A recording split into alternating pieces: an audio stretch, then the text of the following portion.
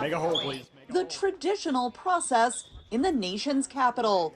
President-elect Donald Trump's nominees for key cabinet positions meeting with the U.S. senators who will decide if they should be confirmed. Your 8 years and previous experience to being Attorney General of Florida for 8 years prepares you, I'm sure, well for this job.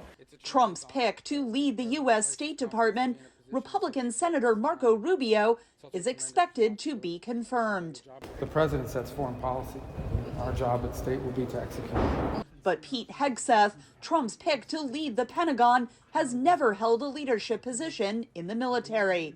He was a host on the conservative Fox News network. We're putting the warfighters first. That's what Donald Trump asked me to do. Your job is to bring a warfighting ethos back to the Pentagon.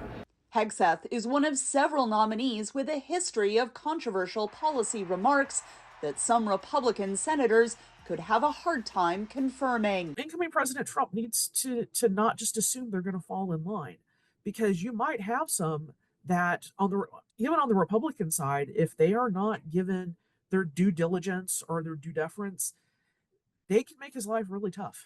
The incoming Senate Majority Leader, Republican John Thune, pledged to swiftly hold votes on Trump's nominees. We will do everything we can to process his noms quickly, get them installed in their position so they can begin to implement his agenda.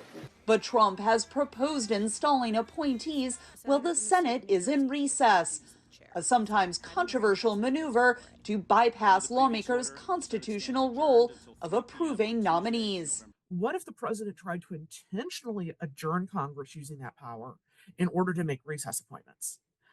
That's never happened.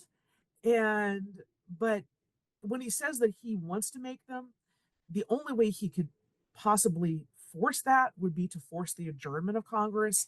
But that's going to wind up in the courts. Republican senators are already pushing back. Well, that's another whole issue. Obviously, I don't think we should be circumventing the Senate's responsibilities. U.S. presidents of both parties have made recess appointments, but the Supreme Court limited that ability during the term of President Barack Obama. Katherine Gypson, VOA News, Washington. Make sure that they are safe, that they are getting the kind of education they